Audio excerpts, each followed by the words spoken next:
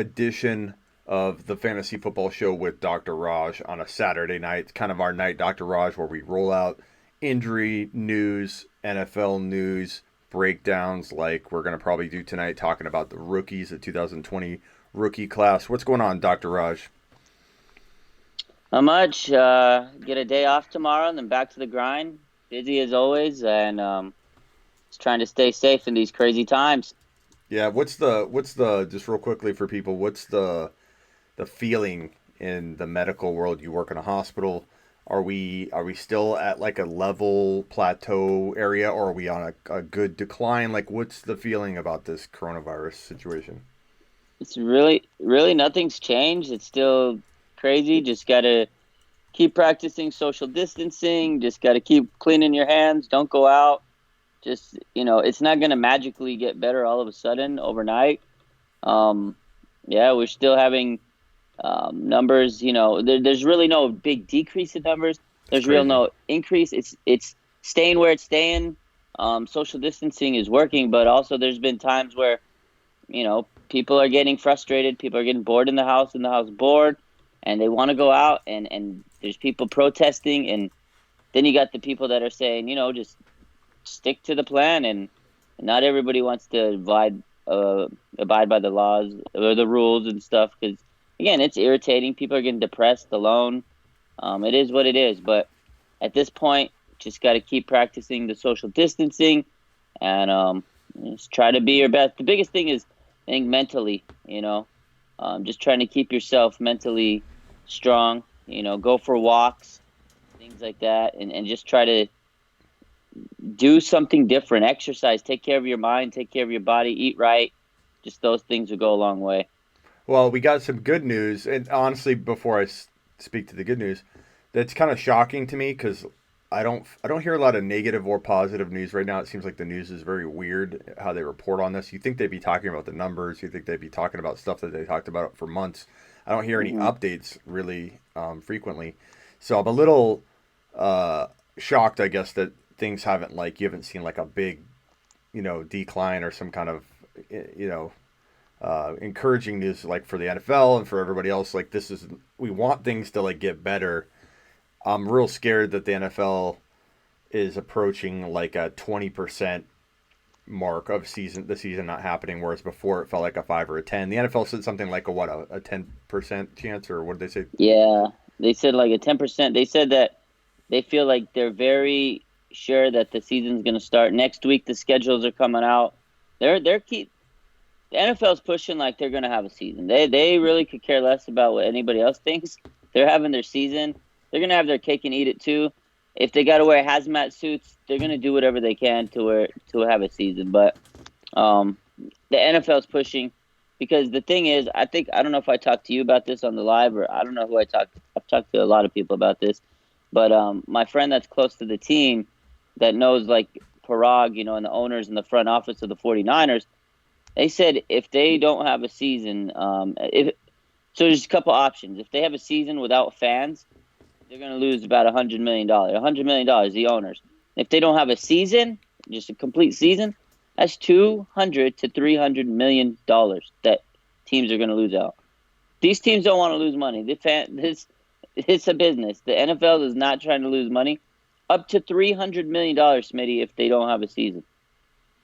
Yeah, the thing that I worry about though is, like I've said a couple times, I think on our lives on IG, is that one outbreak, one team Mm, getting riddled with this thing like throughout the whole team, or like even two cases in one locker room, yeah. just puts a pause on the entire thing because of the schedule. And what do you do? Hmm. Like, it'd be one thing if you could clear somebody in enough time and the whole team doesn't have any kind of infections other than the one person, let's say.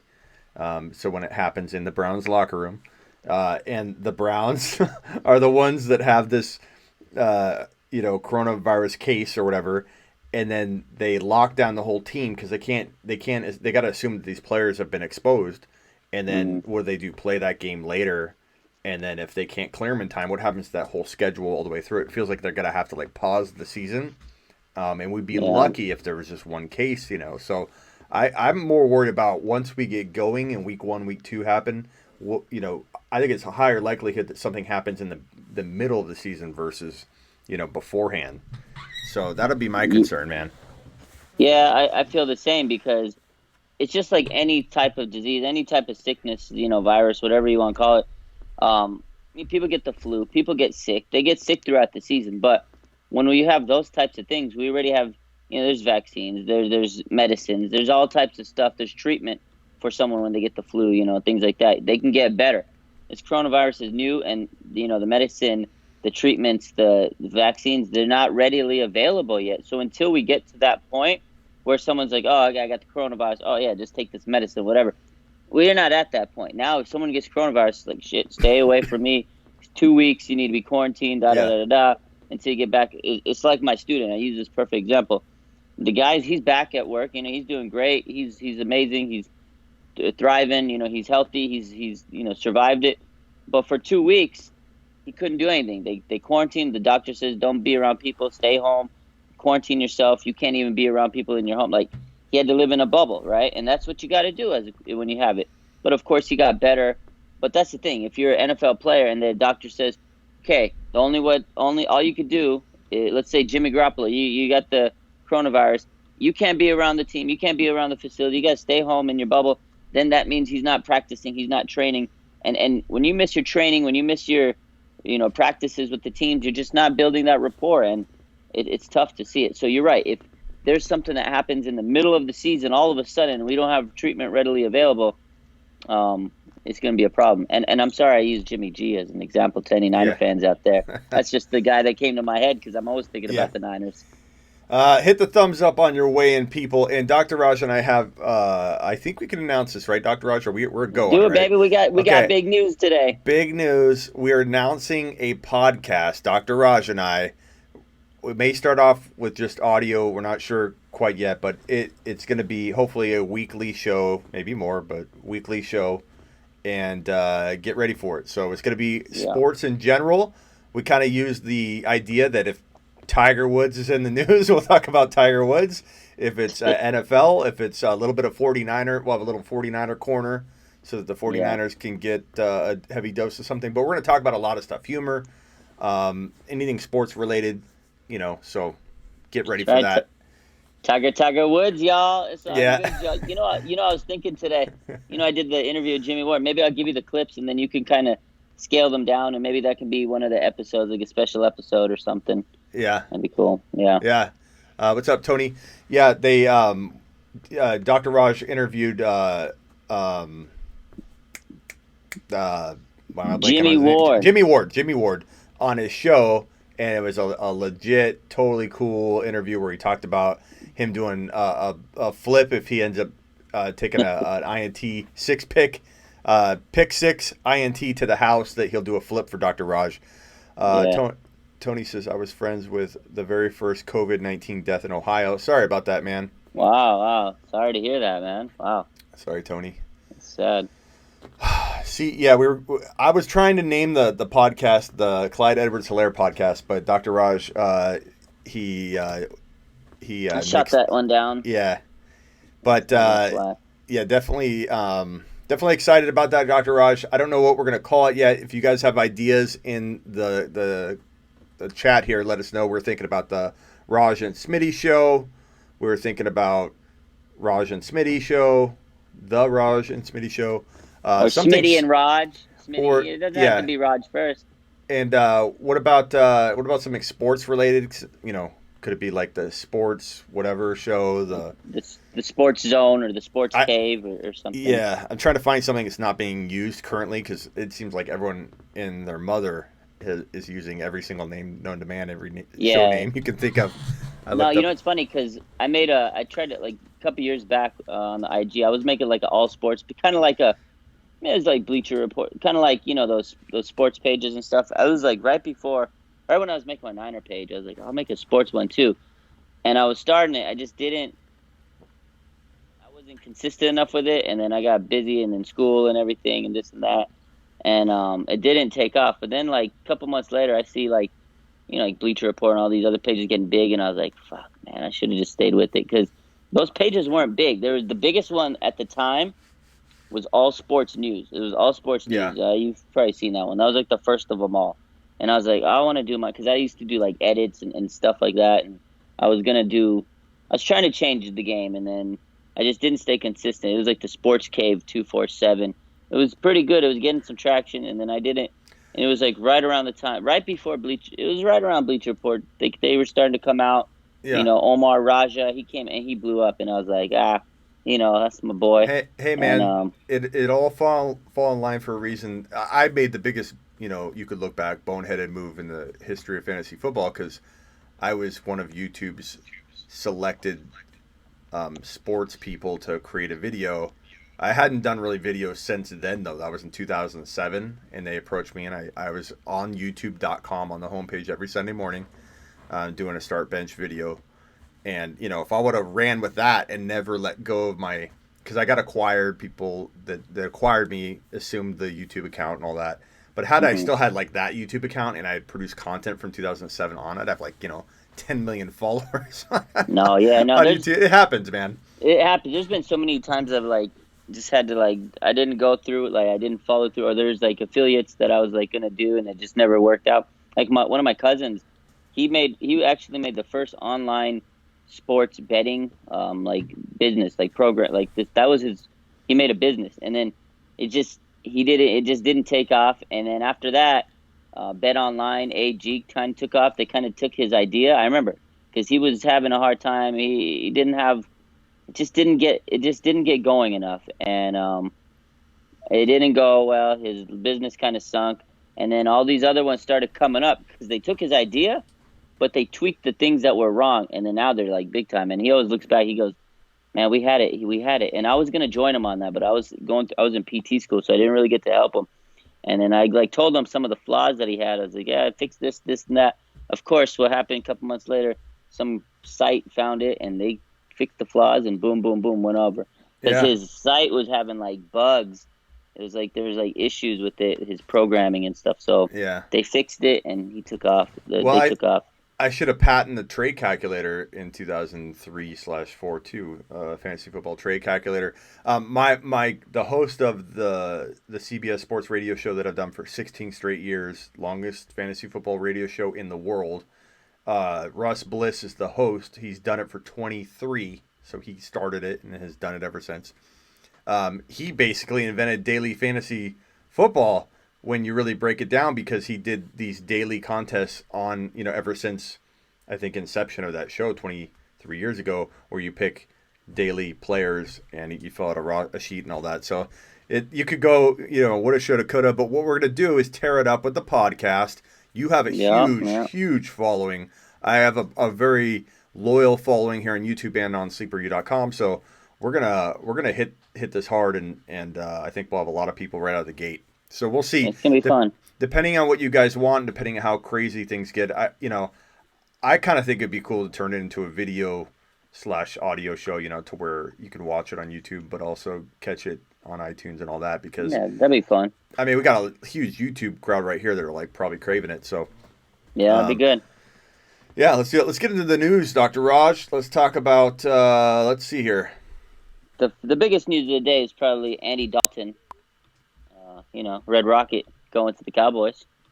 Yeah, what do you think about that? I personally don't. I don't understand why people are asking questions about this. What does this mean? Does this mean they don't want to bring Dak? It's a nothing burger to me. He's a backup quarterback, but maybe you want to touch on that. Yeah, so people are going crazy on it. Dak, Dez Bryant tweeted. He goes, "I can't believe you guys are doing Dez wrong like this, and just pay the man." Everybody's going. People are literally thinking that this means that they think Jerry Jones is not ready to give Dak Prescott money. I don't know why people are making such a big deal. Yeah, okay, Andy Dalton has been in the league for a long time. He's from Texas. He's going to be a backup quarterback, and he's going to be a veteran backup quarterback in this league, in the NFL.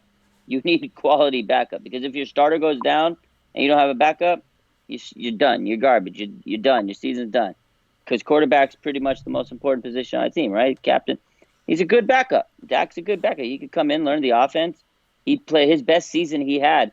They had A.J. Green and who was the other receiver? Was it Hushman Zada, I think? Or Okay, Dried Ocean words it properly, I think here. So like why I am reacting like with a dazed look when people ask me what does this mean for Dak. The way that Dried Ocean's asking this question, I can understand where people maybe are coming from. So let's read it. It says, does the signing of Dalton mean that Dak is holding out? So that's a good point in terms of like if Dak is even thinking about holding out and they bring in a not a great quarterback. Cam Newton would have made more sense to me to like try and threaten Dak into like pressuring him into signing a deal. Dalton to me isn't great, but for whatever reason, people view Dalton as potentially good, and I think that could apply pressure on Dak to not pull any kind of craziness, in the next few months, maybe. And so, Not really. So maybe he has a point in that like there's something here relating to a holdout threat. I don't know. Yeah, that's what people are saying. They think it's- that. No, I agree. They think, oh, Dak's gonna hold out now because they signed Andy Dalton. Honestly, there's no way that Dak Prescott is gonna be fearing for his job if they sign Andy Dalton. Well, If anything, I mean that they could push Dak and call Dak's bluff better. Saying, well, we got Dalton. I'm not saying I like it. I'm saying I think Dalton is crap. I see what you're saying, but to me, Yeah. it's just Dak's not sweating. He's not losing any sleep over this. I'm telling you guys, Dak Prescott's not losing any sleep over this for Andy Dalton. What I see it as is they probably said, "Hey, Dak, we need a backup quarterback because I think they're getting ready to pay him the money. But if you have a quarterback and you're getting paid a lot of money, and you don't have a good quarterback to back him up, you're going to look foolish. You're going to look foolish if you pay a quarterback millions of dollars without having a backup plan, because guess what? Sometimes it doesn't work out, or sometimes they get hurt. You have to have an insurance policy. And that's in the NFL. If you don't have a good backup, you're going to be kicking rocks. And that's all it is to me. It's just quality backup. There's no pressure. There's no sweat. To me, it does not mean anything on Dak. I think Dak's not going to hold it. Dak's ready to play with the Cowboys. At the end of the day, they put together an offense for him that's tailor-made for him. They got CeeDee Lamb, you got Amari Cooper, you got Michael Gallup, you got Zeke Elliott. His team is loaded for him. It's ready for Dak, and Jerry Jones likes this guy. I think they're just going to take their time. These are the thing, and this is the thing I got to say, because people go crazy for these contract signings and stuff, because as a Niner fan, I've already been dealing with this as for Kittle. People are thinking, oh, they're not going to re-sign Kittle. Why haven't they re-signed Kittle yet? Why? They got to give him the money. Just re-sign him. It takes time to work out a process. Like, I know the process that goes into it because I know the guy that does it for the 49ers, Parag Marath. It's a long process. The agents have to meet. They have to kind of wine and dine. They have to get that relationship. Then they have to crunch the numbers. Then they have to look at all the aspects of how is that going to fit into their salary cap, long term. And this last couple of months, the last 2 months, every team is focused on the draft pretty much. So right now you throw away all the other contract stuff out the window. You say, you know what, we'll come back and revisit it after the draft. And now it's time to go hammer out those contracts, right? It's going to take some time. And I think Dak's going to be fine. Next up would be another man that you asked me about on the IG Live, and that's John Ross. John Ross, the Bengals declined his 5th-year option, which mirrors what I have to say about the guy. If you want to sum it up, like people asking, what do you think about John Ross? What do you think about John Ross? Well, I think I agree with the Bengals, but you tell me what you think.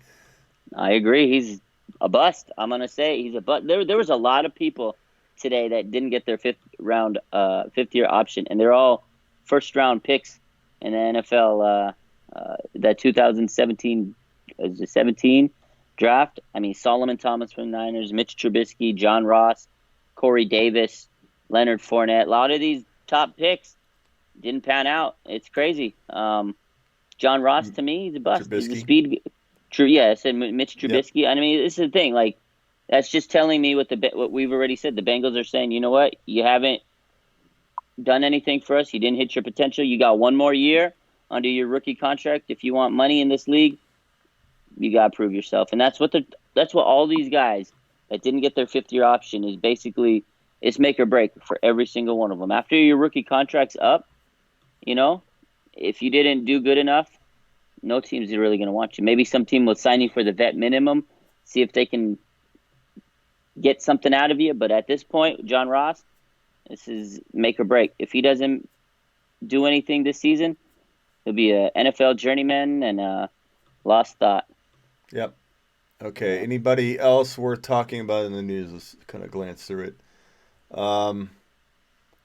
Roger Goodell, there's extremely small chance that there will be no NFL season. Yeah, we said that. Yeah, so that's from Florio from Pro Football Talk. I hate Florio. You know what's funny? When he got acquired, that's when I was kind of coming up still, creating a following on sleeperu.com or on all my platforms and stuff. And I remember Florio getting scooped up when Matthew Berry got scooped up and bought and acquired by ESPN. That was every fantasy football content site like myself, our dream, to get scooped up or whatever.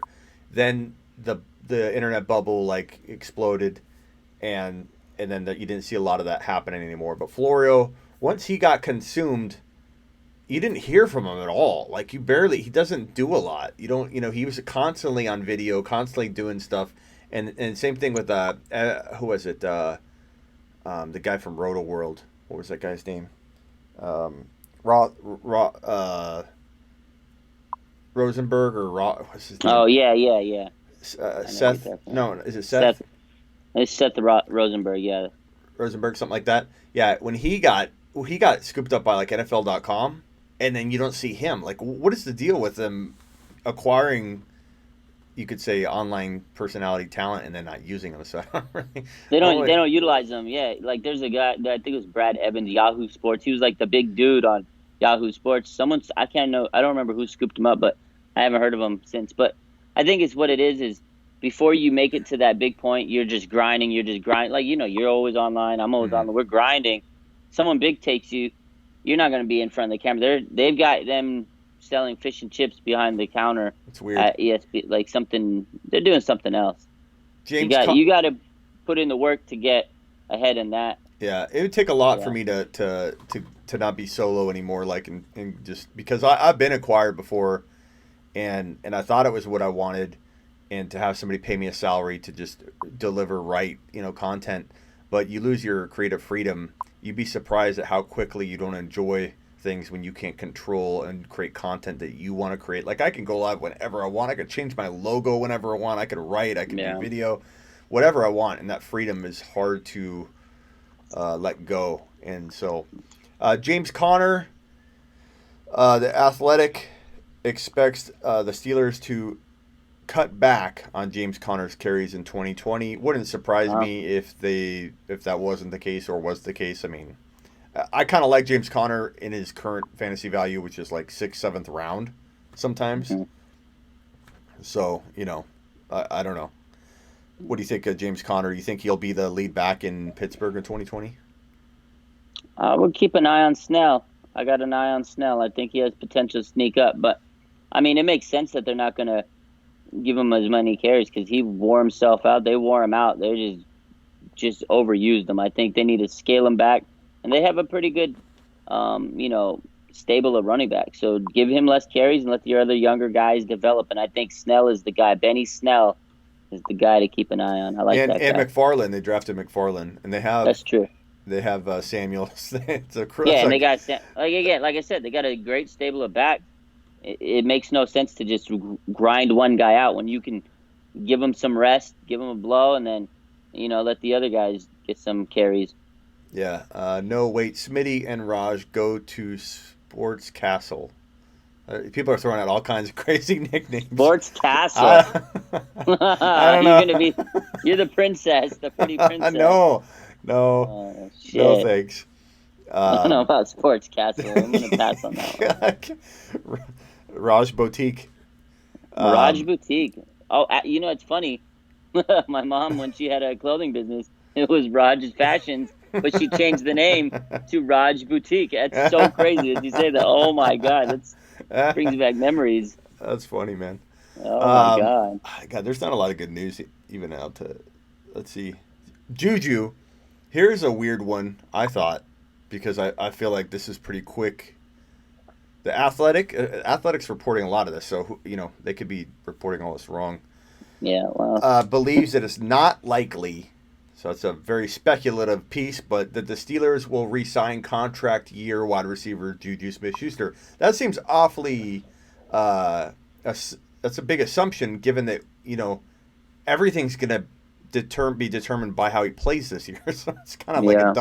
a dumb, no news is news kind of right up there. But if Juju does bad, then I could understand that perspective. But if he has a huge bounce back year, like a lot of people think he can, then I mean, why would they not keep him? So I mean, he's potentially a franchise player. Like, you know, he just needs to have a big season this season, a bounce back. He had an off season last year, but we've talked about it. A lot of it was tied to not having Roethlisberger and Antonio Brown too. I think not having him there really hurt his stock because he was getting double teams. He wasn't used to getting those double teams.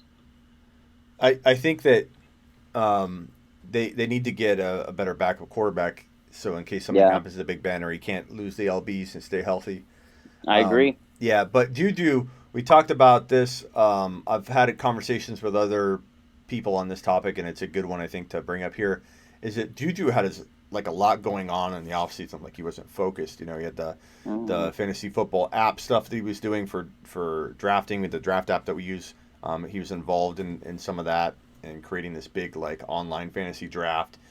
He's constantly doing all these things on the side, and you have to wonder if that had anything to do with him not being prepared enough entering 2019. But I feel like the guy has still the potential to be a fantasy wide receiver one at the like lower end level. But of course, I would not take him anywhere close to that value. But do you think he could be as good as I would say some people would say Kenny Golladay is a wide receiver one at the lower end level. Trying to think of some other like Mike Evans. Do you think he could be as Michael. good as those guys in 2020? I think he can. I think he could bounce back. He has the talent. He's flashed this potential. He's a good receiver. He just needed to be. He had a lot, like you said. There was a lot going on with him. I think mentally, physically, just there was a lot going on last season with him. And like you said, was he prepared enough in the off season? I think he was, but at the same time too, he was adjusting to life without Antonio Brown. That's a big factor because before he's getting single coverage, or sometimes he was wide open because people were doubling AB, and now he was getting the second double, triple coverage. That's a whole new adjustment. He has to learn how to beat that. And then not only that, not having Ben Roethlisberger was a huge factor. Ben knows how to get the ball to these guys. Yeah. No discredit, but Mason Rudolph couldn't get the ball to these guys, And you're right. The biggest key for the Steelers, they need a quality backup. Because if Roethlisberger goes down, or he's not getting any younger, and he's had a huge history of injury. Like Ben Roethlisberger is going to get hurt. And not having a proper offseason to stay healthy and have people stay on him, we're going to have a big year of injuries. This is going to be the year of the injury in 2020. I can feel don't it right tell now. Me that. But I think that, deep teams are going to be good. Deep teams are going to be able to recover better. Niners are going to be great. So, I worry about that. But I think, Juju being banged up last year, Roethlisberger being, completely eliminated from the equation, the fact that the Steelers fall apart, they don't have a backup plan for whatever reason when Roethlisberger goes down. The fact that Juju did have a kind of a crazy offseason, maybe he didn't focus a lot. Like all that together is the reason he failed, and the injuries and everything. But I think that there's a lot of reason to like his ADP if it's in the right spot, and I'm talking like fourth round value, not second round, not even high third. If you have bookend picks at 3.12 and 4.01 or something, that's where I'm talking about liking Juju maybe. But in one or two leagues, not all, 5 or 6 that you do, take a gamble in one, hope it works out, but I'm not putting all my eggs in one basket there. Yeah, I agree. Any other news that you can think of? I'm going through it right now. Leonard Fournette, I guess, is a good topic. Oh, yeah, that's a good one. I mean, I can't.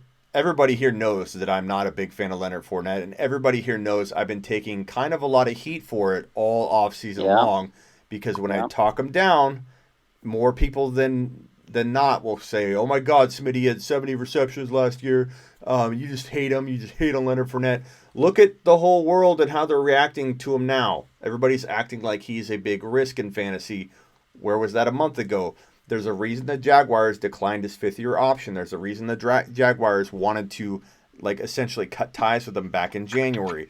The guy's not a good decision maker. He's injury prone. They don't want him there. He's obviously a locker room issue.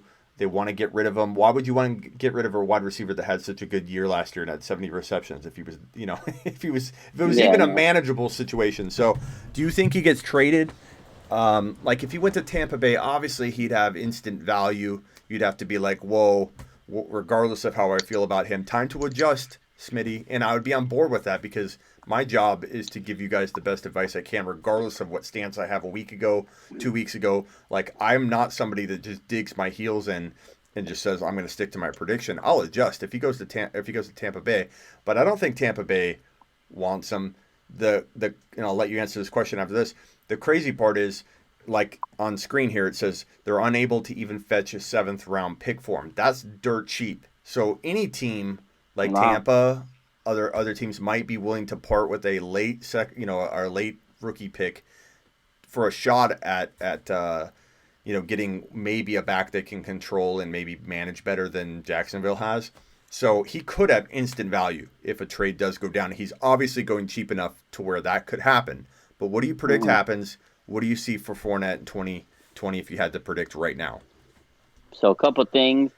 Smitty, all you got to tell these people is done saying I've been saying, because you've literally been saying all this stuff for weeks, months about Leonard Fournette. You kept saying there's risk, there's injury risk. And Jaguars pretty much echoed what you said is they're not on board with them. If they're not picking up his 5th-year option, obviously he's going to be out of there. The writing's on the wall. Do I see a trade? I could see it possibly, depending on who's willing to give up something for him. And as you said, it's a very low reward, or it's a very low offer they need. So it's not like anybody has to make a big offer for him. So I think somebody will definitely pursue it if they're really looking for a running back. But at the same time, I can see him sticking through the Jaguars, trying to figure it out, play big, earn a contract. But it depends on if he's disgruntled with that front office. If he's disgruntled, he doesn't come into camp, then they'll ship him out and say, hey, look, go somewhere else. We'll cut our losses. But it doesn't look like the marriage is working. It looks like his days are numbered in Jacksonville. Where do I think he goes? Tampa Bay does look like an attractive option. It's just on the other side out in Florida. He wouldn't have to go too far, and he would probably come into that offense and work wonders. You got Tom Brady. You got a good offensive line now that they're building. You got great receivers around him, so it'll take pressure. I think that'd be a good move for him. But also, there's some other options. But I think the best destination, is probably the Buccaneers. You want a prediction? Yeah. Here's a prediction. I think, and Silver, you kind of have one of your teams that you said in your comment. Here, I'll put it on screen. Is what I think could potentially happen. Maybe not at this exact situation. I bet you, because of the cheap price tag, it's going to tempt a lot of teams that maybe don't even have the biggest running back need to make this move because it doesn't cost them anything. I bet you he lands in an awful situation because he's going to land somewhere where they already have a good back. Somewhere like Philly, where everyone's so excited about Miles Sanders, and you have a 7th, 6th round, cost to go get a player like Leonard Fournette in a system like Philly where they run committees all the time and they never lean on one running back. Watch him absolutely destroy a running back's value. That's going to be my prediction. If he goes anywhere, it's going to destroy an already settled on top, 25 overall pick or something like that, or top 30 overall pick, a top 10 to 15 running back. I think he could soil the opportunity for that player. So that's what I'm going to predict. Fournette to Seattle, Mikey, that would be interesting. I don't know that they... actually, that might be... Yeah. That's intriguing. I can see Pete Carroll roll the dice with that one. And that would ruin Carson's value. Yeah. But you know what? The Seahawks do like to have multiple backs. They like to kind of keep guys, rotating sometimes. And at the same time, a lot of those guys, last year they had a lot of injuries last season. Yeah. And that might be good for insurance because you know who they had to bring back last season? They had to bring back Marshawn Lynch. So Hazel says Seattle as well. Now, I don't think it'll be Pittsburgh, Dried Ocean, because they have already a crowded backfield. Connor, yeah, Snell, McFarland, Samuels. Like that's four. Samuel. That's four really. I don't think they're going to go after her. But anything can happen. Again, at that price tag, you could almost make that trade and literally not even need the running back and just say, look, from a football perspective, we could use this running back and we'll figure out a way to manage him. And if he doesn't want to play ball and be a good model citizen, we have other options, but it's worth a seventh round pick. Like, give me a break. Don't sleep on the Patriots. I can see Bill Belichick saying, "Hey, just give us this guy. We'll figure it out." Yeah, he'll say, "I'll trade you myself for Leonard Fournette." Done deal. Then they'll cross paths when they make the trade. So that's about it for news, man. I don't think there's much to go over. So we'll just go full screen here. If you need to flip your phone back the other way, it'll work out good. So whatever works for you. I kind of think everyone's kind of going to be craving some rookie analysis, probably from an offensive perspective from my audience. But do you want to touch on defense real quick in the draft? Like, give me your 2 or 3 highlights from the draft. Obviously, you're going to talk about Kinlaw. Actually, give us the 49er take first. So, like, one minute on the 49ers. Then give me 1 or 1.5 minutes on your breakdown from the defensive side of this. Simmons, you can talk about Simmons in Arizona. But tell me what you loved coming out of the draft from a defensive perspective. Start with the Niners. So for the Niners, I mean, you got to believe we hit it right on the head. We had to replace DeForest Buckner. You got Javon Kinlaw. This kid is a stud. He's a mauler. John Lynch said he's the most physical defensive lineman he saw in a long time. Not just, and that's why they got him. DeForest Buckner was a huge loss. We had to cut our ties with him, unfortunately, because of the money. $21 million a year, we couldn't afford him, but we replaced him with the guy that could be as good, maybe even better. This kid is a monster. He was homeless when he was a kid, and now he's a first-round pick. So you can't write a better story than that. He's the new blind side. This guy's going to come right in and help this defensive rotation right away. You got Bosa, you got Ford, you got Armstead, you got DJ Jones, and now you put in Kinlaw. His defensive line is not going to miss a beat. That was the heart and soul of the Niners defense, and in comes Kinlaw. And, I mean, that was a huge pick. And that was John Lynch's number one guy on his board. He gets him, home run pick, well-executed, very calculated draft by the Niners. And Kinlaw was the crown jewel. I'm excited. Did we ever look back on our mock draft and see how accurate it was? Did you ever? I didn't get it. We did not. We did too, but I think they were pretty solid. The first one where I put Kinlaw, man, that was the one. That was the one. Yeah. Who did you select? Didn't you select a wide receiver too from that pick? You said you think that the Niners would trade it. Yeah, remember I said you still grabbed a wide receiver. I did Michael Pittman, so I said that the Niners were going to get Kinlaw, and they were going to trade 31. I thought they were going to go backward, trade into the second round. Yeah. And then get like a little bit more picks. And then I said maybe like Pittman. But you still called close. It though. Yeah, Kinlaw and wide receiver, so it was good. Yeah, so I figured they were going to do something like that. That was really what I was thinking was going to happen, because a couple weeks, like a week or 2 weeks before the draft, I can't remember who, but they said that the Niners really want a space-eating lineman. And it made sense. I was like, you know what? And everybody thought it was a smokescreen. I remember that was the one report that I said was not a smokescreen that everybody did. And they thought I was stupid because I remember posting about, what about Javon Kinlaw to the Niners? And people were like, oh, no, we can't take another lineman. I'd be stupid. And I was like, it might happen. Trust me. This is a legit sequence. So then I did a mock draft that day. And people are like, oh, you're just trying to push Kinlaw to the Niners. You just want to tap. I said, no, this is legit what I think is going to happen. And then it happened. And people are like, oh, man, you were right. I was like, so. Yeah. That was, and I remember when we did that mock draft, there were a lot of people not liking the Kinlaw selection. Like it couldn't happen. So it was funny when it happened. Yeah, it's funny. So now, real quick, because you want to talk defense. Yeah. So now a lot of people are like, oh, at first I didn't like it. Now I'm thinking about it. And then, how people is coming around. But as far as defense, overall, I think there was a lot of good picks on the board, for a lot of teams. I think the biggest move that I saw in the first round, definitely Isaiah Simmons, Cardinals snatching him up. That was a big-time move. I can't believe kind of fell down to you guys. I thought the Giants would take him. I think I had a mock to the Giants. A lot of people did. Isaiah Simmons is a freak athlete. I think he could be big time. And in the NFC West, in the NFC, in general, there's so many good tight ends nowadays. You got to be able to cover those guys. You got to stick with them, like George Kittle over the middle. If you can't stick with Kittle, man, you're going to have a hard day when you play in the Niners. And the Cardinals were thinking. I think they were really thinking about that before the draft during the combine. I remember Isaiah Simmons said he was built. He's built to stop guys like George Kittle. He said it. So now he gets his dream. We're going to get to see if he really can stop George Kittle. That was a big-time move.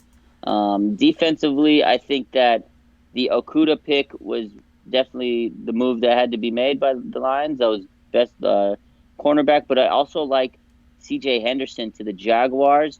That was smart because they have to replace Jalen Ramsey.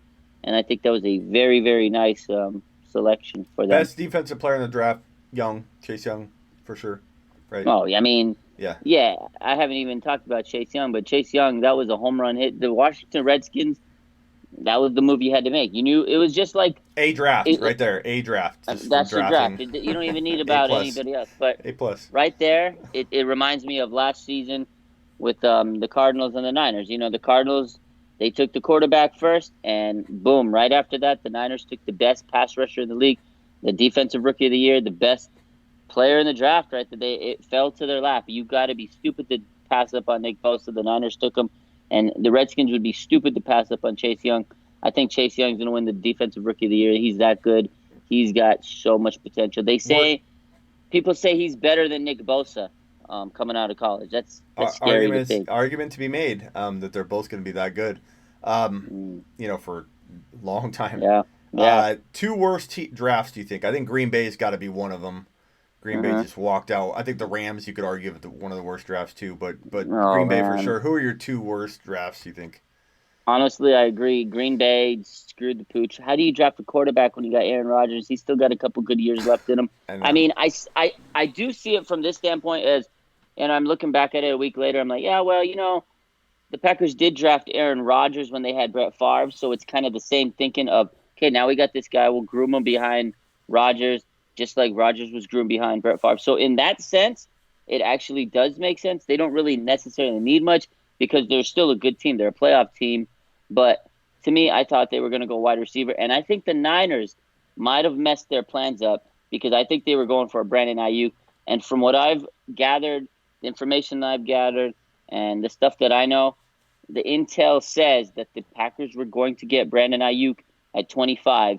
And I think they scrambled because the Niners knew they were going to get it. They had secret inside sources. Well, I can't tell you who or what said what. But the Niners moved up to 25. They traded with the Vikings to get that pick 25 because they wanted Brandon Ayuk. That was Shanahan's receiver. That was the guy he wanted. And, from what I understand, Lynch calls the Vikings and say, hey, look, we want to move up to 25. They told him, we want Brandon Ayuk. The Green Bay is going to get him. We want to help you guys do a favor. So they took Brandon Ayuk away from the Packers, and essentially it helped the Vikings. And the Packers didn't have hey, let's grab a wide receiver here then. Like, it's just we want Ayuk, and then if we don't get him, we're gonna just quit. We're just gonna scramble, and that was crazy. I was a horrible pick, and then the Rams, they just have fallen off the face of the earth ever since that Super Bowl. They've traded all their draft picks, they've traded all their play, they got rid of all their grid players, and this draft really didn't do them any justice. I don't think they got anybody that's gonna really make big waves, but hey, you never know. Maybe they got guys that they value and they're going to do well, but I think the Rams did a horrible job. To Silver's point about Green Bay, like I've said this a bunch too, so in fairness to Green Bay, I don't think their wide receiver needs are as big as a lot of people make them out to be, but I think they should have grabbed a wide receiver because they struggled last year. When Devontae Adams went down, the whole offense fell apart. Funchess, you could say, is a good ad or whatever, but Lazard I like actually quite a bit. But, Aaron Jones, AJ Dillon, who we can talk about in a minute, and Devontae Adams and Lazard, like these are not bad options. There are teams with less options or equal to that type of options that we talk about the quarterback being just fine. So I feel like to Silver's point and to the point I've made 100 times, the Packers will be fine. Aaron Rodgers will be fine. He gets Devontae Adams back, who himself with Aaron Jones only is more wide receiver firepower that a lot of good quarterbacks have. Like, it's crazy talk. Yeah. But I just think that given what they came out of the draft with, like, why wouldn't you have got a wide receiver when you could have got, a handful of really good wide receivers in a really deep class? Like, Claypool would have really transformed their offense, I think. Yeah, Claypool would have given Rodgers that tight end type player that may or may not want to translate into tight end. It sounds like he's open to it. But even if you kept him as a wide receiver, he would have been a phenomenal target for A-Rod to then make defenses have to worry about more than just how do we stop Devontae Adams. So I just feel like it was a dumb move given the options that were on the table. No, I agree. I don't necessarily think that they needed a guy because they're a playoff. They have Aaron Rodgers. They have Devontae Adams. They have good players. But why not? Rodgers probably has 3 more really good years left in him. And what is he, 38 years old? 36. 36? Yeah, so he's got like 3-4 years of good football left in him, at a higher level. But at the same time, why not give him as many weapons as he can? Why not make that offense as good as it can be? Put the best product you can for him to have to make it to the Super Bowl. They could have gave him, an elite-type receiver along with Devontae Adams. Make Devontae Adams' life a little easier. Yeah, it was just dumb. That's the way I think. But hey. Yep.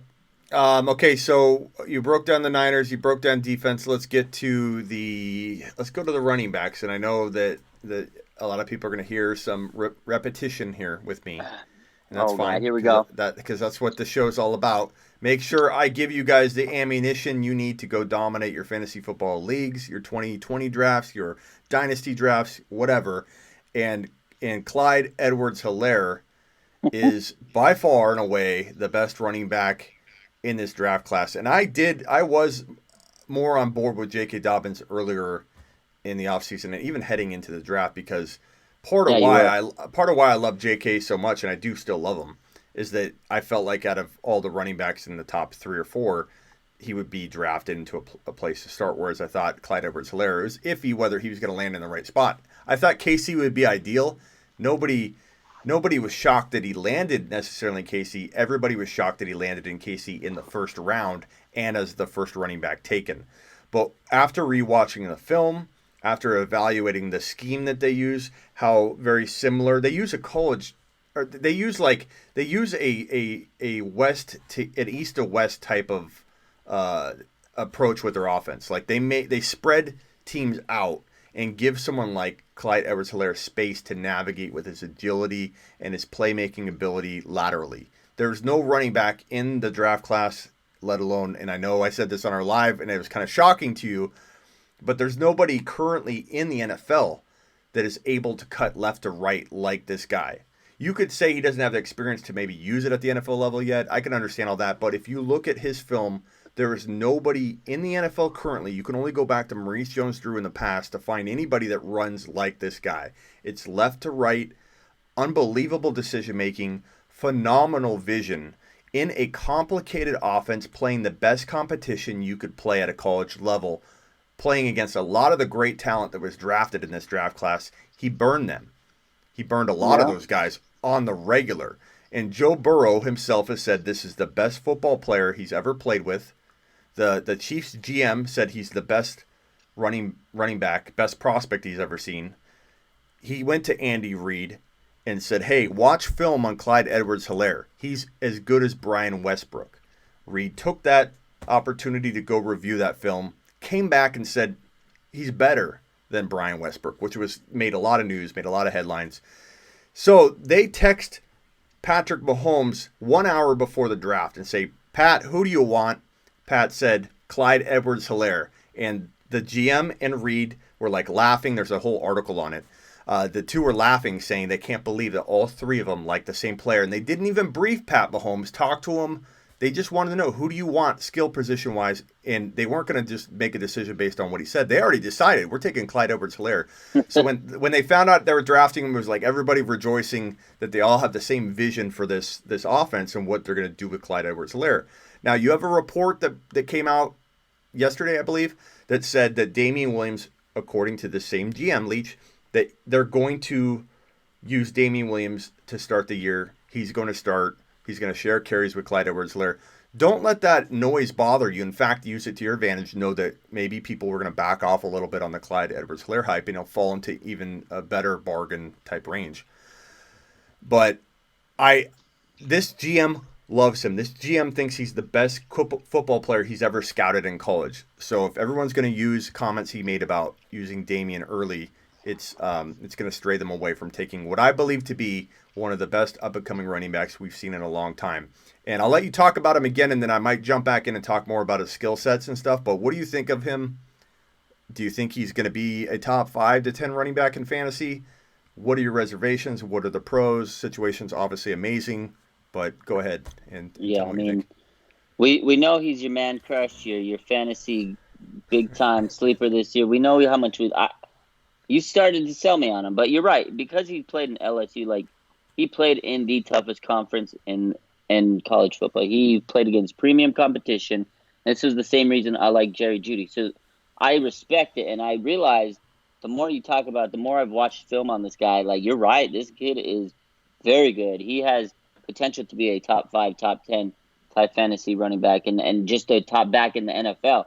And I know a lot of people are kind of scared now because they said Damian Williams, he's going to get more carry. He's going to be the... Of course, that's their starting running back right now. That's the guy that helped them win a Super Bowl last year. You know, that was a big-time part of their late-season push. Like, he was a big part of that team, and you got to respect him. At the end of the day, it would be stupid to not give him any carries. Like, yeah, you got this running back that they have that they're probably going to plan and figure out ways to get him involved. And in that offense, in the Chiefs' offense, it's a Madden offense. Everybody that's on there is going to start. They're going to eat. Everybody's going to do good. Don't worry. Yeah. Clyde Edwards is going to do good. But as he gets more seasoned, as he picks up the playbook, as he figures out the NFL game, he'll figure it out more and do more and do more and do more and then become a beast. But at the end of the time, you got to ease a rookie in. You got to help transition. Damian Williams is still going to do good. He's still going to be valuable. But as the season progresses and Clyde Edwards figures out the offense and he gets more rapport with the linemen, gets more rapport with Patrick Mahomes, kid's going to be a beast. By next season, he'll be your lead dog. And Damian Williams will not going to be phased out. Like, he just won't get as many carries because they're going to find out. People are going to realize that Clyde Edwards is a damn monster. You don't, and at the end of the day, they wouldn't draft him in the first round if they didn't have big plans for the guy. No. But eventually, Williams will lose the carries and stuff. But to start the season, that is the smartest thing you could do. Give the veteran his love. Let him get his carries and let him ease Clyde Edwards into the lineup. Yeah, and the thing here, guys, is the GM's right that it's a complicated offense that Damian Williams didn't learn until recently. Like, it's that complicated. So if you expect Clyde to come in and just be the full-time guy, that's crazy. Plus, easing him in is smart because then he may not hit that rookie wall in week 10 or 11. So it's okay for them to ease him in. And like I said, this Kansas City offense spreads out everybody, makes everybody go right to left versus, this is the perfect system for a guy that has the lateral agility and skill set of going back and forth and having amazing vision to hit certain rushing holes and gaps. And he can play both. He can run in zone plays, run plays, or in gap plays. Like, he's mastered both of those. And so you can do whatever you want with this guy, get him in open space, which is the offense is geared for that. And he could take 4, 5, 6 rushes and end up with 70 yards and a touchdown and a 55-yard breakaway touchdown run because he's so, captivating. He's such a electric player. And in his sleep, if he's healthy, if he plays even 14, 15 games, he's going to catch 55, 60 passes in his sleep in this offense. And so that right there protects him into top 20 overall player value in PPR right there, that in itself. So if Damian gets a lot of work, whatever, doesn't matter. This guy can hit those holes and find open rushing lanes and make split decisions to go laterally, which is why he's so gifted and why he's such a good fit for this offense, is when he presses the hole, makes defenders commit to merging in and colliding in that space of the open wrestling and like let's say the B gap, whatever. He's going to punch it to the outside when he's already made linebackers commit with his elusiveness and the fact that if you watch his film, you can see that this guy, his patience and vision are just phenomenal. Like, I just can't wait, man. I get so giddy, obviously, thinking about what his upside looks like in this offense. Because in another situation, he'd still be very exciting. But you put him in a Priest Holmes-like environment with Maurice Jones-Drew talent. It's like colliding of amazingness. And I just can't wait, man. It's going to be fun in that Kansas City. That offense is just pure speed. It's insane. And Andy Reid's a great coach. It's great. He draws up great schemes. He'll figure out a way to get everybody the damn ball. And it's going to be crazy because I think there's going to be times where, Damian Williams, he's pacing the ball, boom, boom, boom, going up, draw play here and there. And then they're going to throw Clyde Edwards in, and then they're going to throw like some crazy play where he's going lateral and just break it off to the outside hole. And then you're going to be like, holy crap, 20 yards, 30 yards, 40 yards, 50 yards, 60 yards, 70-yard touchdown. Like, he's going to have some plays where you're like, oh, my God. And then he's going to start picking up steam, and then they're going to use him more. And then eventually they're just going to be finding ways to get him the ball.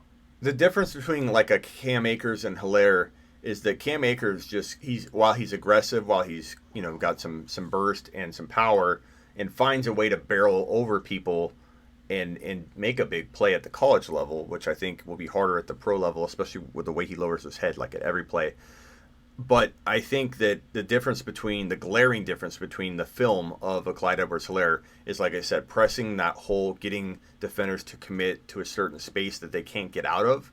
Whereas Akers would just force it where he saw kind of a hole opening. Akers doesn't let plays develop. Watch the film. For any Akers haters out there, watch the film on Akers. He doesn't let the play develop. He doesn't read the defense properly, and he commits to the first space he sees. Whereas Clyde will press the hole, get people to commit in spaces they can't get out of easily, and then he pops it out to the outside. He creates almost like this effect of pulling people into a space. Then he breaks it out to the outside. And he's really good between the tackles, too. I'm not saying he's just a guy that can pop it to the outside. This is a guy that he gets skinny, is what they call it. And he gets skinny and goes through a hole this big and just makes a micro movement, and a guy rolls right off him. When you have a low center of gravity like him, and you have the ability to not get knocked over like a bowling ball. You can't knock a bowling ball over, Dr. Raj. It's science, bro. And this guy is a bowling ball, and you can't knock him over. So if he makes that micro movement, that defender, while he's still going north, rolls right off of him, he doesn't get knocked over. This is a guy that's going to be impossible. He's going to have tackle-breaking records at the NFL level. Yeah, he's going to be insane. He has so the good running back, the best running backs in the NFL always have patience, and they have vision. And that's what he has. He has patience to wait for the hole to open, and he has vision so he can see where the hole is, and he can see his move. Like, you're planning your move. If you're a good running back, you're planning your move. You're always planning ahead. You're looking down the line. Vision. You're like, okay. Yeah, you're seeing the vision. You're seeing the safety come in, and you're like, okay, where am I going to plant my foot so I know I can break this guy, shake him off. I'm going to juke left, stutter step, boom, right, to cut right. It's like It's like Madden, right, where if you run a player at a certain angle, that player's going to drag onto another player and create a block. Like if you play Madden, you know what I'm talking about. You know how to use a certain angle to get that defender to hit one of your blockers that's running alongside of you. That's like how this guy. That's how this guy thinks. Like he knows how to manipulate the defense that's closing in on him, and then find that other hole. And yes, this is going to be a new T-shirt look. I think this is going to be a catchphrase moving forward, that you can't knock a bowling ball over, Dr. Raj. It's science. I like it. We got to patent that one. It's science, bro. Science, bro. Micro movements. Sounds like my friend. Yeah, you said you like that one. I mean, it's such a... The boxing analogy is the best way to describe that. It's just like that 2 inches to the... Yeah. Whoa, it knocked my...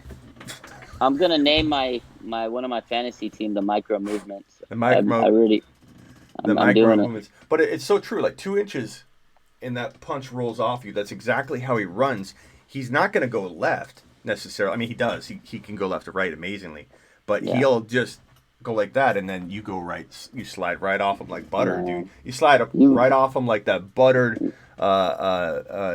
breadstick that I got from Olive Garden from tonight. Olive Garden.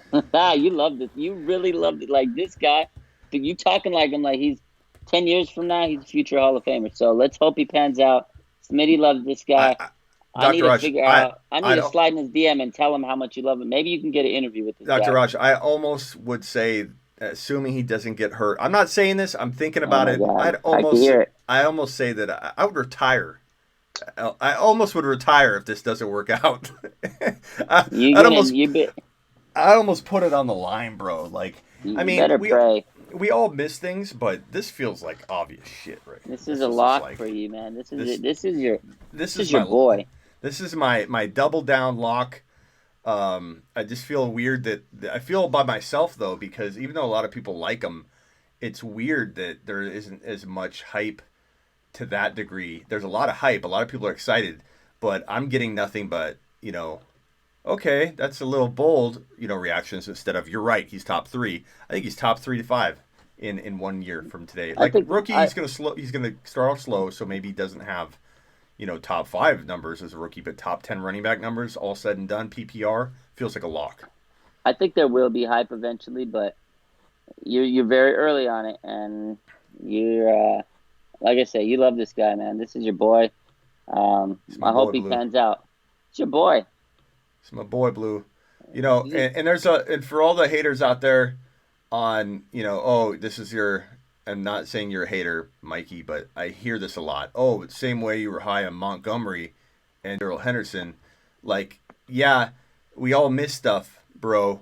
Like, how many things have any of you said to in the thousands, predictions that you make? And it's like, you're going to miss stuff. Everyone's going to miss stuff, Like, what about, I always tell people when they say, Smitty, is this your Montgomery? I always say, well, maybe it's my Dalvin Cook. Maybe, or is this your Darrell Henderson? Well, maybe it's maybe it's my Aaron Jones. Aaron Jones was in my top 6 overall bold predictions, and Dalvin Cook was in my top 5. So I mean, I missed some, but I wouldn't be doing this if calling sleepers wasn't something I've done successfully for 16 years. We're all gonna miss them. If anybody wants perfection, I can't provide that for you. I'm gonna swing big. And I'm going to hit a lot of them out of the park, but there will be some misses along the way. I don't think that Clyde is a miss, though. I think he's a lock. Almost a lock. Almost. Injury. We'll see. Injury. But to be fair, though, Henderson, we've talked about this already. The Rams are stupid. They didn't give him the opportunity. He still has a chance to be something big, but the Rams, they wasted him. That's a great topic, Dr. Raj. I don't want to stay on that too long because people get so tired of my Henderson talk. They hate it, I know. But why are people writing him off already? Like, give the guy, he had 30 carries last year. Bad given carries, bad play calling, bad blocking, 30 carries. And people say, that actually comes out of their mouth, the guy sucked last year or he's garbage or whatever. They watch football. Like, I understand the Rams could screw this up. That's why I'm not confident in Darrell Henderson in 2020. But he's going to get a bigger role or an opportunity than Akers out of the gate for the reasons we've said over and over and over, that rookies could be eased in with this COVID-19 situation, or eased in more than ever before. Darrell Henderson's going to get half of the meal to start it off. And if he fails, then he fails, but he's going to get a shot. Yeah, look, fans always will sit there. If you don't do anything for them lately, say, what have you done for me lately kind of thing. If you don't do good or this and that, if you have some bad, they always say, "Oh, he sucks, you're garbage," because they want results all the time. And as a Niner fan, I've seen it so much. Like, people rip these players, "Oh, you garbage, you suck," blah, because if they get hurt or if they don't have the productive season they want, like, it happens so much. And I sit and being, doing my job, being a fan page and it's a fan, and it's hard because I try to do analysis, I try to be a fan, I try to do all that stuff, but I try to also support the players and be positive. And what I find is people are, "Oh, yeah, this guy sucks, he's garbage, da-da-da-da." But I say, if they get the situation, if they get the reps, if they're healthy, if all those factors are there, the guy can be good. At the end of the day, all these guys have talent. They just have to be in the right situation. They have to get the chances. But fans are going to write anybody off if they're not living up to their expectations. Yeah, it's funny. And I'm not, like I said, I'm not super amped about trusting the Rams in this. I'm not. No, I'm I only gonna wouldn't. I'm only gonna buy Henderson at very cheap value, which I believe he's gonna fall to now, because Yeah. people are all off. They're not on that train anymore, and so I'll own Darryl and I'll be rooting for him, and I'll be rooting for my prediction. I'm not gonna stick to it, dig my heels in, and say it's gonna work out. It's gonna work out. I'm telling you, it may not work. There's a strong likelihood that the Rams will not give him what he deserves, which is a shot, a spotlight. Even if it's small, let this man show you why he was the best college running back in 2019 in terms of long runs. He had 12 50 plus yard runs, bro. More 20 and 40-yard runs. And I mean, just the list goes on and on. If you want to cite small college or easy competition, I get it. That's a good argument. But I saw talent, man, and I see it, and it just needs a shot. But there have been better players than him that have not been given the proper shot and that have fizzled out, faded away, gotten hurt, whatever. So, dude, nothing's a lock except for maybe Clyde Edwards-Hilaire. We'll see. I wouldn't say he's a lock, He but feels like a close. He's as close as you can get, right? He feels like, yeah, close. That's why I said I'm tempted.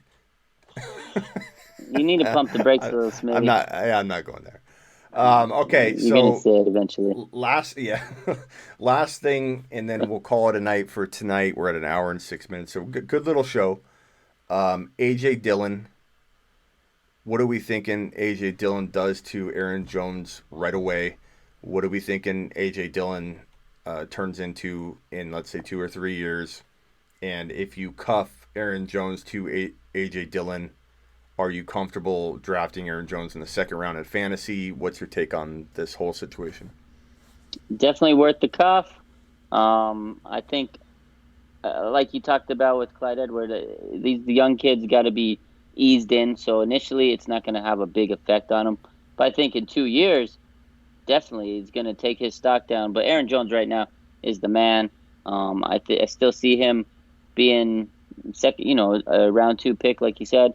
But at the end of the day, injuries, those types of things, you can't overlook those things. And having Dillon, oh crap, hold on, I got a call coming in. Yeah, no problem. Hold on. I'll just say this while he's taking care of that, and I can ask Dr. Raj this once he comes back. But the fact that AJ Dillon, getting drafted at all is a concern. Let me get rid of all these things in front of my face. Hazelnuts in my face. JP. Okay. Hazel, get out of my face.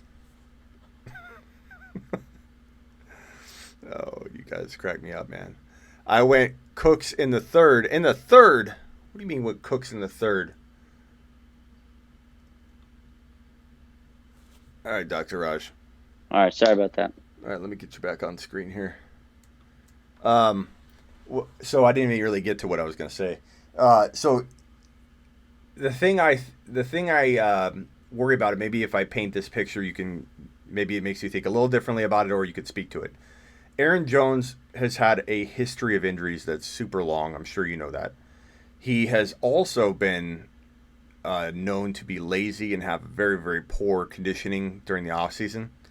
And true. That's led to injury after injury after injury. You have to assume that's a big factor in why he's been getting hurt, because he's been trying to be used as a full-time back without the proper conditioning. So I've always had my concerns about him, but I love the talent. Heading into 2019, he cracked my top 6 bold predictions for a reason. He was chiseled, dude. The guy was ripped. He's never taken an offseason seriously, but he did this year. And I thought to myself, this is the recipe for him finally putting it all together, and he did. So we can't assume that he's not working out right now, but I can assume pretty much that a lot of players are not doing what they need to. Even when you interviewed Ward, his answer to you and I'm not ripping on his workout or anything, but his answer to you was, trying to get outside, to try and do this and that.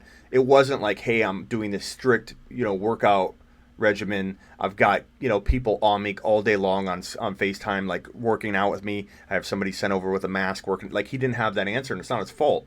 But these players are not working out and being trained, and the oversight isn't there for them to be even probably remotely close to the shape they would have been in a normal offseason. So No, not all of them, yeah. So that worries the hell out of me for Aaron Jones. I feel like AJ Dillon could be one of the craftiest midseason on players to have on your roster because that Green Bay offense will feed him touchdowns. Mm-hmm. So I'm okay drafting Aaron Jones in one league.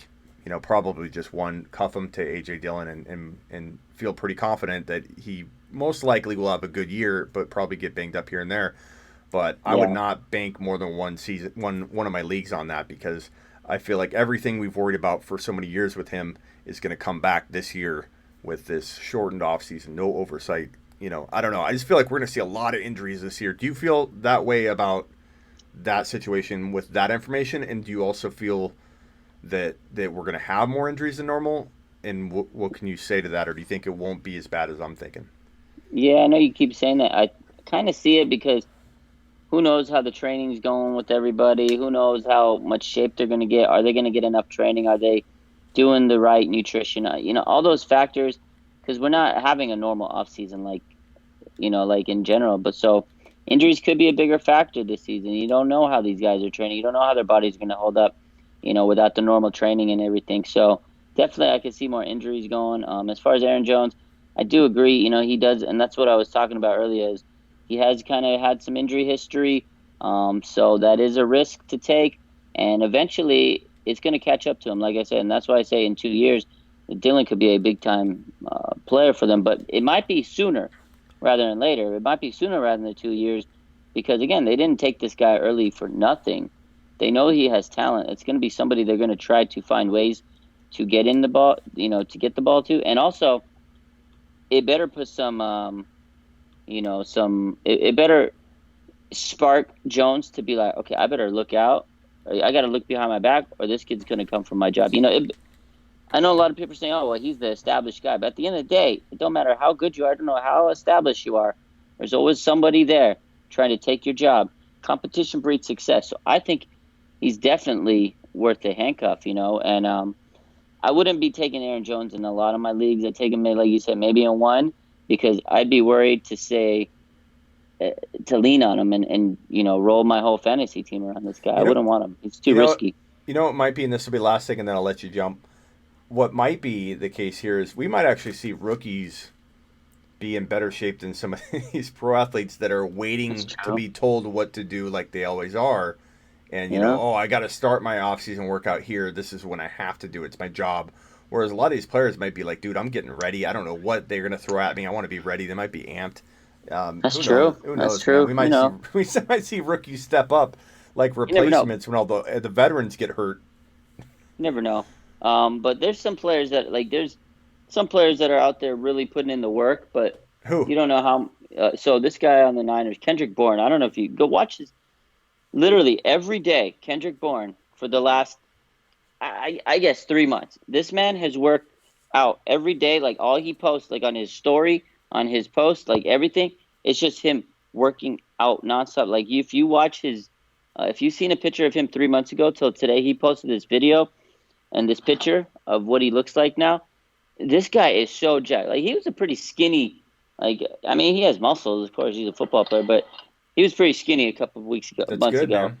and now he is in such crazy shape. And he's been working out with Quan Alexander, a linebacker. And what he said was, I remember there was an interview he had with Matt Mayoko, 49ers insider, and they said, so how did because they were talking about Emmanuel Sanders and this and that, and he really wanted him back. And he goes, the thing that Emmanuel Sanders brought to the table, and this is why Sanders was a big loss because he was such a veteran. He goes, the thing that Sanders taught me, he goes, was just to stay in shape no matter what. He goes, if you want to be a big time receiver in this league, if you want to have that ability for the team to count on you at all the time, you have to have endurance. You have to have stamina. He goes, because look, Sanders is 32 years old. He goes, he's 32. He'd play the whole game and he wasn't tired. He goes, I'm 12 years younger than the guy. I play maybe 10 meaningful snaps. He goes, I'm exhausted by that point of the game. He goes, I'm barely even playing any snaps. He goes, Sanders, 12 years older than me, plays the whole game and he's not tired. He goes, I want to be like that. He goes, if I'm supposed to be taking the next step and have a breakout season and have a big year, I have to be in shape for that. And you can tell how hard he's working every day. Just go look at his Instagram every day for the past 3 months. he's posted a workout. He goes That's from great, man. in the morning to the evening, just working. It's crazy. So yeah. All right, Dr. Raj, I appreciate you. So tomorrow we're going to do our first podcast. Yeah, hit me up. We'll try to figure out the times and stuff. Okay, and we could always try and do it on a Saturday as well if it makes sense. It But might be good. Yeah. we'll work those details out behind the scenes. But Dr. Raj and I are coming up with a podcast. We're launching it. I don't know if it'll be video or just audio yet. We're still working that out. But you can bet that the first episode's dropping soon. We may put his interview with Ward on that as well. Maybe we'll throw some other stuff on there. But definitely gonna be awesome, man. So let's tear it up in the podcast game. Who's with us? Who's gonna subscribe right away to this podcast? Let me know Everybody in the comments. should. Yeah, and we'll get a bunch of Niner people in there. We'll have a little Niner corner, a little Niner 10-minute block. We've got a couple good names so far. I'll run them by you, and we'll decide on something here. Not the Castle one. Not the Castle. I've got a couple. I'll text you right now, and then we'll decide on it. All right, Dr. Raj, appreciate you, man. All right, man. Take it easy. That's Dr. Raj, the man, the myth, the legend. Always appreciate him coming on the show. Always appreciate you stopping by the show. And I don't know why we only have 23 thumbs up. Can you please, on your way out the door, help me get YouTube aware of the show so that they serve it up to more people so that I can give you more and more fantasy football goodness every single day. Realize that you are helping me give you more content by promoting the show and telling people about it. So Ricky with the super, Ricky really wants this name used. Thank you, Ricky. I appreciate the super chat. Ricky's put me through college as well. I got a final due in 54 minutes for my digital audience masters program. Jordan put me through school too. You guys are putting an old man through college right now. I am going to be called master very soon. I'd say give me like another 6 weeks, maybe 8 weeks, and I should be a master. You can call me Master Smitty if you prefer. I will not object to Master Smitty or MC, whatever you prefer. But these two gentlemen, Jordan and Ricky, have been helping me attend college right here. These guys are putting me. These are my you could call them stepfathers, really, Ricky and Jordan. As weird as that sounds, because I'm probably older than both of them. But that's okay. Families are dynamic. Families are strange. Everybody's got a different dynamics in their family, and these are my two stepfathers right here, putting me through. I appreciate the lunch money, always. Never expected, always appreciated. And Dr. Raj and I are dropping that podcast, I believe, tomorrow. So I'll get you guys the link. I'll probably go live on YouTube and let you know where to find it. But we're settling on a name. Probably going to drop an audio podcast. Maybe to start, we might even drop them on YouTube. Taking the path I took, Smitty. Computer, Bob. Oh, every time I say Bob's name, my assistant talks. So I'm not going to say it, Bob. Okay. All right. Later, guys. Appreciate you. Please hit the thumbs up on the way out. We have 26 thumbs up. We have like 46 eyeballs to 100 in the room constantly. I'm waiting. Give me some thumbs up before I hit end.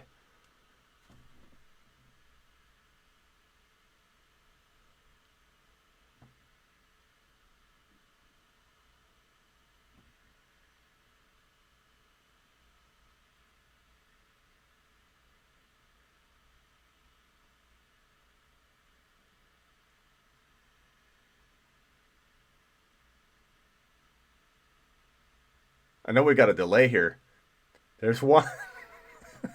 Here they come. Here they come. Hit the thumbs up. There we go. It really does help the channel, guys, because it helps me. I want to provide like a 10 to 2 show for you.